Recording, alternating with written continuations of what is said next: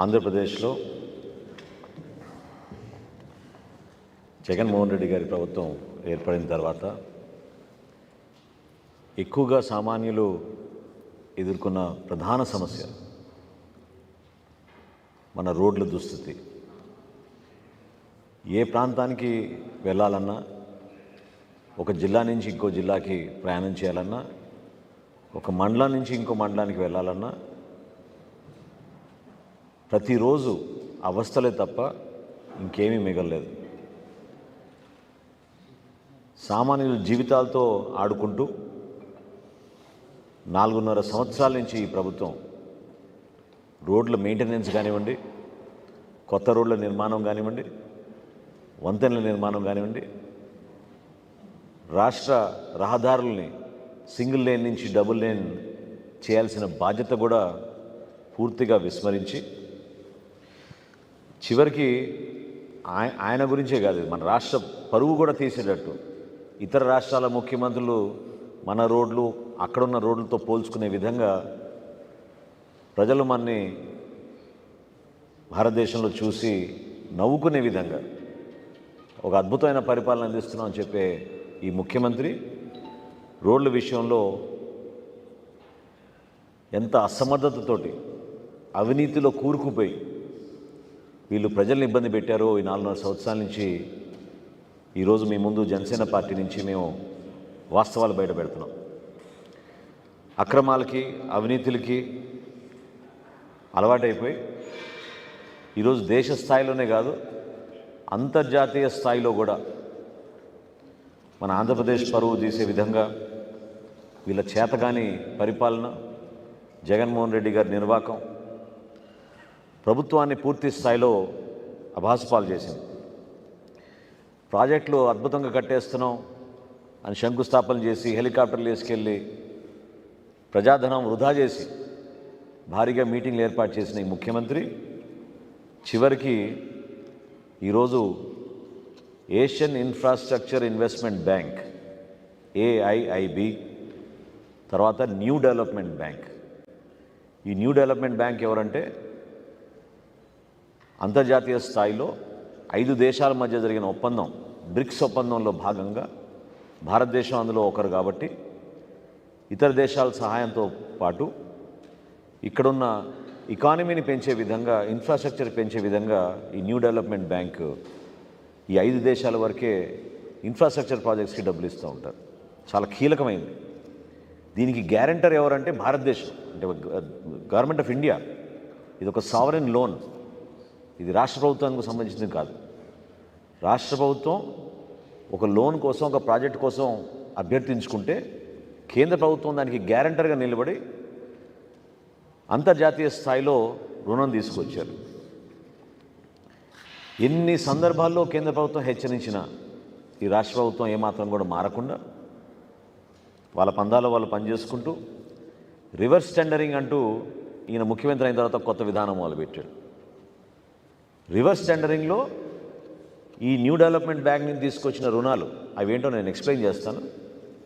85 కోట్ల రూపాయలు మేము సేవ్ చేసామని చెప్పి విపరీతంగా వీళ్ళు ప్రెస్ మీట్లు పెట్టి విమర్శించుకుంటూ కాలం గడిపేశారు. 85 కోట్ల రూపాయలు రివర్స్ టెండరింగ్ ద్వారా సేవ్ చేసామని చెప్పిన, ఆదాయం చేసామనే ఈ మహానుభావులు చివరికి ఏం చేశారు అసలు యాక్చువల్ రోడ్స్ కోసం అంటే, ఇక్కడ 2 ప్రాజెక్ట్స్ ఉన్నాయి ఆంధ్రప్రదేశ్కి సంబంధించిన major and critical road projects. అందులో మొదటిది AP roads and bridges reconstruction project. అంటే సుమారు 1231 కిలోమీటర్లు మన రాష్ట్ర రహదారులు సింగిల్ లేన్ నుంచి డబుల్ లేన్ చేయడానికి. అదేవిధంగా రెండోది AP mandal connectivity and rural connectivity. అంటే కేవలం గ్రామీణ ప్రాంతాల్లో ఒక మండలం నుంచి ఒక మండలానికి వెళ్ళడానికి, అక్కడ గ్రామీణ ప్రాంతాల్లో వేయాల్సిన రోడ్ల గురించి 1297 కిలోమీటర్లు రోడ్లు వేయడానికి వీళ్ళు ప్రాజెక్ట్ ప్రపోజల్స్ తయారు చేశారు. ఇంకా ఆశ్చర్యం ఏంటంటే ఇందులో 18 బ్రిడ్జెస్ కూడా మేము నిర్మాణం చేస్తామని ప్రాజెక్ట్ రిపోర్ట్ తయారు చేశారు. టోటల్ ప్రాజెక్ట్ కాస్ట్ 6,400 కోట్ల రూపాయలు. 6,400 కోట్ల రూపాయలు. ఇందులో ఈ బ్యాంక్ లోన్ ఇచ్చింది 4,771 కోట్ల రూపాయలు, 56 లక్షలు, 4,771.56 crores. అది కేంద్ర ప్రభుత్వం గ్యారంటర్గా ఒక సావరెన్ లోన్గా తీసుకుంటే గవర్నమెంట్ ఆఫ్ ఇండియా ఈ రాష్ట్ర ప్రభుత్వానికి వచ్చింది. బ్యాలెన్స్ 1,668 కోట్ల రూపాయలు రాష్ట్ర ప్రభుత్వం మన కంపోనెంట్గా దాంట్లో పెట్టాలి.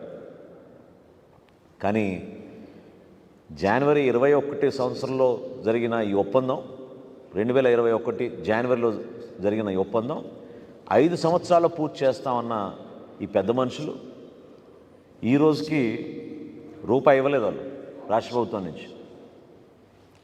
బ్యాంకు కూడా మొదటి ఇన్స్టాల్మెంట్గా 245 కోట్ల రూపాయలు రిలీజ్ చేశారు. కేంద్ర ప్రభుత్వం నుంచి department of economic affairs, government of India చాలా స్పష్టంగా వార్నింగ్ ఇచ్చింది రాష్ట్ర ప్రభుత్వానికి.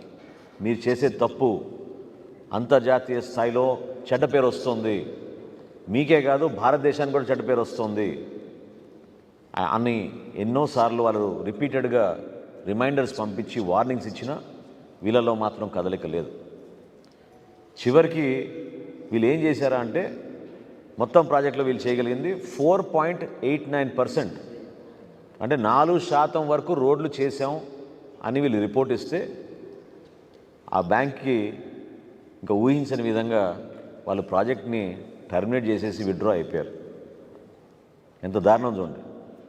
ఈ 4 సంవత్సరాలు వాళ్ళు చేసింది ఎంత అంటే 4%, 4.89% చేశారు వీళ్ళు, అంటే సుమారు 5%. ఇంకా బ్యాంక్ ఏం చేయగలుగుతుంది? రాష్ట్ర ప్రభుత్వం వాళ్ళ వాటా ఇవ్వాల్సిన రూపాయి కూడా ఇవ్వకుండా బ్యాంక్ నుంచి వచ్చిన రుణాలతోటి ఈ విధంగా ఒక లెక్క చెప్తే వాళ్ళ ప్రాజెక్ట్ని మొత్తం డ్రాప్ చేసేసారు.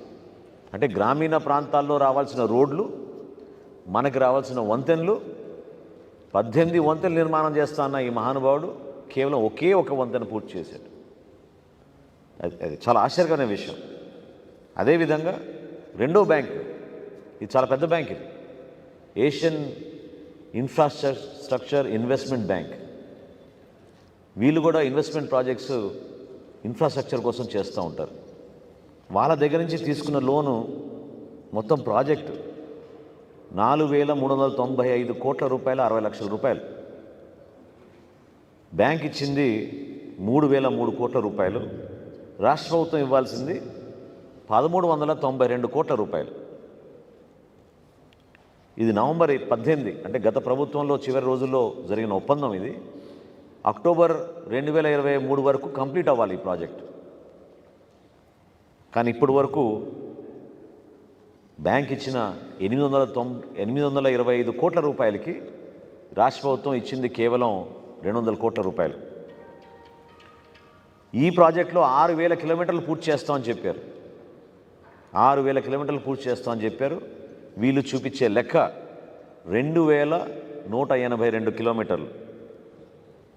ఇది గత సంవత్సరం మేలోనే ఈ బ్యాంక్ ఒక నిర్ణయం తీసుకుని 3 సందర్భాల్లో రెడ్ ఫ్లాగ్ అంటారు, అంటే వార్నింగ్, జాగ్రత్త అనేది. ఇది చాలా పరువు తీసే విధంగా ఒక అంతర్జాతీయ స్థాయిలో బ్యాంక్ మన రాష్ట్ర ప్రభుత్వానికి మన పరువు పోయే విధంగా 3 సందర్భాల్లో వాళ్ళు రెడ్ ఫ్లాగ్ రైజ్ చేస్తే ప్రభుత్వం నుంచి స్పందన రాకుండా చివరికి ప్రాజెక్ట్ని టర్మినేట్ చేసేశారు. నేను చదువుతాను చాలా స్పష్టంగా బ్యాంక్ ఏం చెప్పిందో. The project has now been assigned 3 red flags. The key implementation challenge is the unavailability of funds and release of funds by the counterpart. Counterpart ఇక్కడ ఎవరంటే రాష్ట్ర ప్రభుత్వం. రాష్ట్ర ప్రభుత్వంలో నిధులు లేవు, రిలీజ్ చేయలేదు వీళ్ళు నిధులు, కాబట్టి ఈ ప్రాజెక్ట్ని మేము డ్రాప్ చేస్తున్నాం. దీనికి 3 సందర్భాల్లో మేము రెడ్ ఫ్లాగ్స్ రేజ్ చేసినా కూడా పట్టించుకోలేదు అని ఒక అంతర్జాతీయ స్థాయిలో ఏషియన్ ఇన్వెస్ట్మెంట్ ఇన్ఫ్రాస్ట్రక్చర్ బ్యాంక్ ఈ విధంగా నిర్ణయం తీసుకుందంటే ఎంత దౌర్భాగ్యమో చూడండి. అసలు ఎక్కడ చూసినా వీళ్ళు అవినీతిలో కూరుకుపోయి ఏదైతే రివర్స్ టెండరింగ్ అని చెప్పారో ఆ రివర్స్ టెండరింగ్ని సమర్థించుకోవడానికి కాంట్రాక్టర్లతోటి వీళ్ళు కార్టెల్స్ రింగ్స్ ఫామ్ చేసి ఇంకెవరిని రానికుండా జరగాల్సిన ప్రాజెక్ట్స్, మన రాష్ట్రానికి అందాల్సిన మన రోడ్లు, సింగిల్ లేన్ నుంచి డబుల్ లేన్కి మారాల్సిన మన రహదారులు, వంతెన నిర్మాణం చేయాల్సిన ప్రాంతాలని పూర్తిగా వీళ్ళు ఇబ్బంది పెట్టి చివరికి ఈ బ్యాంకుల ద్వారా నిర్ధారించింది ఏంటంటే, ఇది మన రాష్ట్ర ప్రజలకి తెలియాలి. మా వంతు మేము జనసేన పార్టీ నుంచి ప్రతిరోజు ఇదే ప్రయత్నం చేస్తున్నాం. ఈ 11 ఎక్స్టర్నల్ ఎయిడెడ్ ప్రాజెక్ట్స్కి వాళ్ళు ఇచ్చిన నిధుల్ని వాళ్ళు అన్నది ఏంటంటే, half the money has been diverted. ఇది బ్యాంకులు రాసింది. వాళ్ళు ఇచ్చిన రుణాల్ని half the money has been diverted. అందులో భాగంగా కేవలం రోడ్స్ కోసం ఇచ్చిన 1070 కోట్ల రూపాయల రుణాలు, 300 కోట్లు మిస్అప్రాపరేషన్ జరిగిందని చెప్పారు. అంటే అంతర్జాతీయ స్థాయిలో మన భారతదేశంతో ఒప్పందాలు జరిగి ఇటువంటి బ్యాంకులు వచ్చి మన రాష్ట్రాన్ని ఆదుకుందామని వాళ్ళు ముందుకు వస్తే, మన రాష్ట్ర ప్రజలేమో జగన్మోహన్ రెడ్డి గారి నాయకత్వం చూసి ఆయనకు అద్భుతంగా మెజారిటీ ఇచ్చి ఎంతో అభివృద్ధి చేస్తాడని నమ్మకంతో ముందుకొస్తే, వాళ్ళు మన రాష్ట్రాన్ని తాకట్టు పెట్టి మన పరువు ప్రతిష్టలు దెబ్బతీసే విధంగా తీసుకొచ్చిన రుణాల్ని కూడా రోడ్ల కోసం ఉపయోగించకుండా డైవర్ట్ చేసేశారు, మిస్అప్రాపరేట్ చేశారని చాలా స్పష్టంగా ఈ 5 దేశాలకు సంబంధించిన బ్యాంక్, న్యూ డెవలప్మెంట్ బ్యాంకు, మొత్తం ఆసియా ఖండానికి సంబంధించిన ఏషియన్ ఇన్ఫ్రాస్ట్రక్చర్ ఇన్వెస్ట్మెంట్ బ్యాంక్, ఈ 2 బ్యాంకులు నిర్ధారించి మన రాష్ట్ర ప్రభుత్వాన్ని బ్లాక్ లిస్ట్ చేశాయంటే ఎవరు దీనికి బాధ్యులు? ఈ ప్రభుత్వం కాదా? వీళ్ళ చేతకాని ప్రభుత్వం కాదా? పరిపాలన చేతగాక ప్రజల్ని ప్రతిరోజు ఇంటి నుంచి బయటికి వెళ్ళాలంటే ప్రాణాలు గుప్పెట్లో పెట్టుకుని ఆ గుంటలు, అసలు ఎక్కడ ప్రయాణం చేయాలన్నా ఎంత గంటల సేపు ఎక్కువ సమయం పడుతుందో మన రాష్ట్ర ప్రజలకి తెలుసు. ఇది కేవలం అవినీతి, అక్రమాలు వీటికి అలవాటైపోయి ఏది ప్రయారిటీ ఇవ్వాలో తెలియక అంతర్జాతీయ స్థాయిలో మనని ఆదుకోదామని చెప్పి వాళ్ళు ముఖ్యంగా మన ఆంధ్రప్రదేశ్కి వాళ్ళు ఈ విధంగా రుణాలు ఇస్తే, దానికి కేంద్ర ప్రభుత్వం గ్యారంటర్గా నిలిస్తే, ఎన్ని సందర్భాల్లో వాళ్ళు మీరు చేస్తుంది తప్పు, ఇది రెడ్ ఫ్లాగ్, నిధులు రిలీజ్ చేయండి అని చెప్తే ఉన్న నిధులు కూడా వీళ్ళు డైవర్ట్ చేసేసుకుని ఇతర కార్యక్రమాలకి వీళ్ళు మిస్అప్రాపరేషన్ చేశారు అని స్పష్టంగా ఈ 2 బ్యాంకులు, new development bank, Asian infrastructure investment bank నిర్ధారించారంటే ఇంక మన రాష్ట్ర ప్రజలు దయచేసి అర్థం చేసుకోవాలి. ఈ రోజుకి కూడా కనీసం రోడ్ల మెయింటెనెన్స్ ఎక్కడ లేదు. 2000 కోట్ల రూపాయలతో టెండర్లు పిలిచామని చెప్పి 3 సంవత్సరాల క్రితం ఈ ముఖ్యమంత్రి ప్రకటించారు. ప్రతి పండక్కి రోడ్లు అయిపోతాయని చెప్తాడు. ప్రతి మాన్సూన్ సీజన్ కల్లా ముందే రోడ్లు పూర్తి అవుతాయని చెప్తారు. ఈ 4.5 సంవత్సరాల నుంచి మన సమయం వృధా చేసి ఈ రాష్ట్ర ప్రజలకి ఇంత ఇబ్బంది కలిగించిన వ్యక్తులు ఈ వైఎస్ఆర్సీపీ ప్రభుత్వం, జగన్మోహన్ రెడ్డి గారి నాయకత్వంలో చాలా అన్యాయం చేసింది, తీవ్రమైన అన్యాయం చేసింది. భవిష్యత్తులో మనం రుణాలు తెచ్చుకోవాలన్నా, ఒక ప్రాజెక్ట్ మనం అప్రూవ్ చేయించుకోవాలన్నా ఈ రోజున మనం బ్లాక్ లిస్ట్ అయిపోయాం. కాబట్టి ఆ పరిస్థితి కూడా లేకుండా చేశారు వీళ్ళు. ఇంత దుర్మార్గంగా వ్యవహరించారనేది ఈరోజు మేము అందరి ముందు ఈ సమాచారం ప్రవేశపెడుతున్నాం.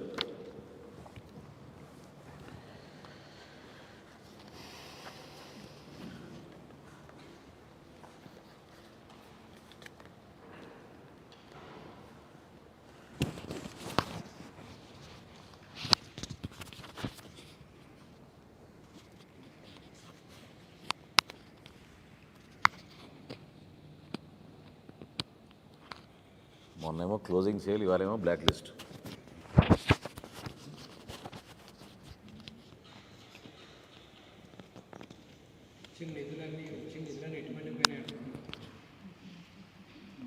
చెప్పాలి. మేము బ్యాంక్ ఇచ్చిన మెమోల్ని, బ్యాంకు టర్మినేట్ చేసిన అగ్రిమెంట్ని చదివి మీకు అన్నీ వివరించాం. రాష్ట్ర ప్రభుత్వం చెప్పాలి ఎక్కడ పోయినాయి ఈ డబ్బులు. ఒక అంతర్జాతీయ స్థాయిలో భారతదేశంతో జరిగిన ఒప్పందంలో ఉన్న బ్యాంకు వచ్చి మనకు ఆ విధంగా రుణాలు ఇస్తే ఎందుకు ఉపయోగించుకోలేకపోయారు? ఎందుకు నిర్మాణం చేయలేకపోయారు?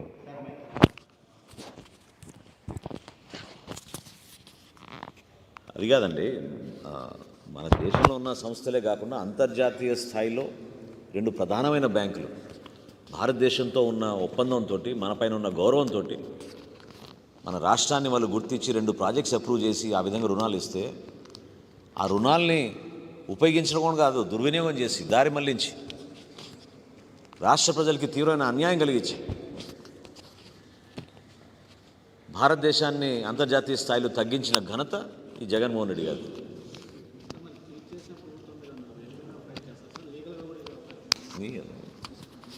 సమాచారం మేము అనేక శాఖల్లో జరుగుతున్న అవినీతి, అక్రమాలు, మూర్ఖమైన ఆలోచనలతోటి చేతగాని ప్రభుత్వం పరిపాలన చేతకాక వాళ్ళు చేస్తున్న తప్పుల్ని మేము ఎండగడుతున్నాం. ఇంకా 2 నెలలే ఉంది, మీకు 3 నెలలు ఉంది. వీలైతే సర్దిద్దుకొని రాష్ట్ర ప్రజలకి న్యాయం చేయండి. రాష్ట్ర ప్రజలు మీరు మభ్యపెట్టి ఇన్ని రోజుల నుంచి ఈ విధంగా పరిపాలన చేశారు. ఆ వివరాలన్నీ ప్రతిరోజు జనసేన పార్టీ మీ ముందు ఉంచుతుంది.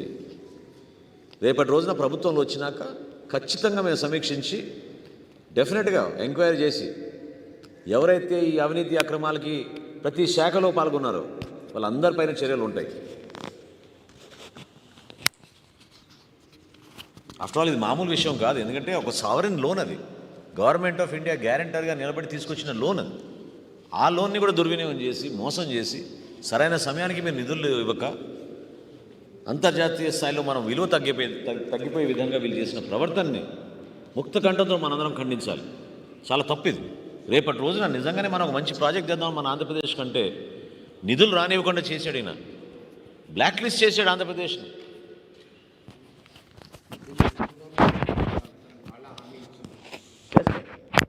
చేస్తారు. మాకు నమ్మకం ఉంది.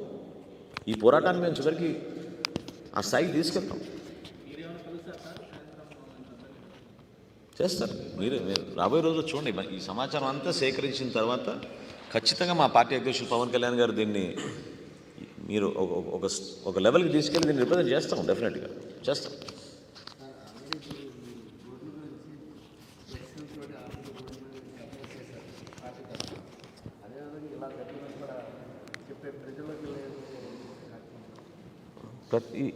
ఇది సీక్వెన్స్ ఆఫ్ ఈవెంట్స్గా ఒక లాజికల్ ఎండ్ ఉంటుందండి.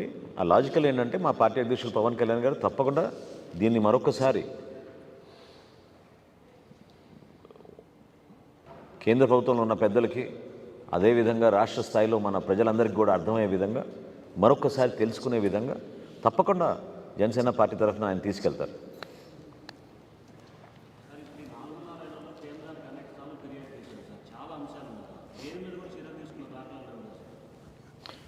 అంటే ఇప్పుడు అది దేని మీద చర్యలు తీసుకోలేదు దాఖలాలు అనేది మీరు మనం అనుకుంటే సరిపోదు. ఇది చాలా స్పెసిఫిక్గా దీంట్లో చెప్తున్నా మీకు. కేంద్ర ప్రభుత్వం అనేక సందర్భాల్లో వార్నింగ్స్ ఇచ్చారు. మీరు చేసే తప్పు, ఇది కరెక్ట్ కాదు. ఒక అంతర్జాతీయ స్థాయి బ్యాంకు 3 సార్లు రెడ్ ఫ్లాగ్స్ పెట్టింది. రెడ్ ఫ్లాగ్స్ అంటే డేంజర్, పొరపాటు చేస్తుంది ఈ రాష్ట్రం అని. సో దానికి చర్యలు లేకుండా ఎందుకుంటాయి?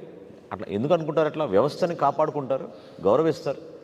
వ్యవస్థలో ఉన్న చట్టాల్ని ప్రతి ఒక్కరికి సమానంగా చూసే విధంగా, గౌరవించే విధంగా కేంద్ర ప్రభుత్వం దానికి ఒక సరైన విధంగా పరిష్కారం చేస్తున్న నమ్మకం మాకుంది. మరి చెప్పండి.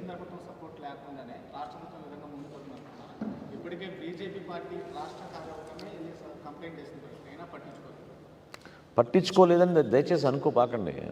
నేను అనేది ఏంటంటే కొన్ని పథకాలు, కొన్ని నిధులు ఏవైతే వీళ్ళు తీసుకొస్తున్నారో అవి దారి మళ్లించకుండా తగిన విధంగా నియంత్రించడానికి కేంద్ర ప్రభుత్వం ఎప్పటి నుంచో చాలా స్పష్టంగా వీళ్ళకి కొన్ని ఆదేశాలు జారీ చేస్తూనే ఉంది. అయినా కానీ వీళ్ళు వేరే దారులు వెతుక్కొని కార్పొరేషన్ నుంచి లోన్లు తెచ్చుకొని వాళ్ళ పరిధిలో లేని అంశాలు ద్వారా వీళ్ళు కొంతవరకు దుర్వినియోగం చేశారు నిధులు. తప్పకుండా వాటిని మనం చర్యలు తీసుకుంటాం. కేంద్ర ప్రభుత్వం కూడా స్పందిస్తుంది.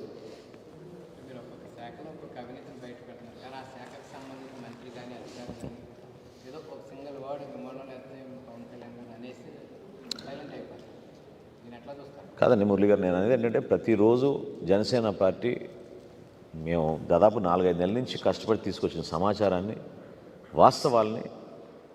వాస్తవాలే కాకుండా ఆధారాలతో సహా మేము వివరిస్తున్నాం.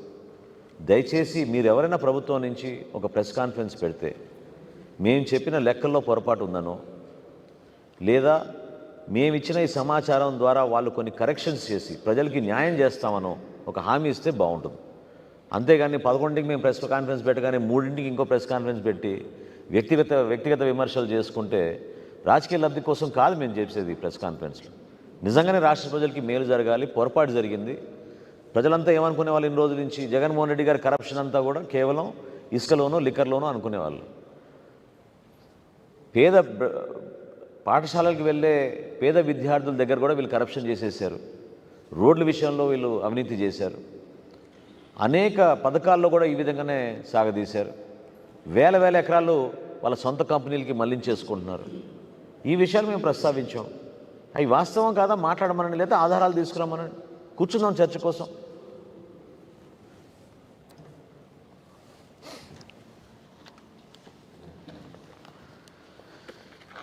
What mister బోన్బోయినా?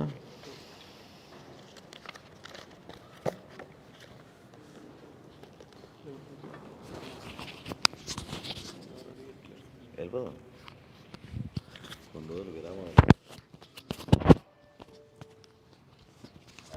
వర్క్ ఎక్కువ అయిపోయింది. జనాలు థ్యాంక్ యూ.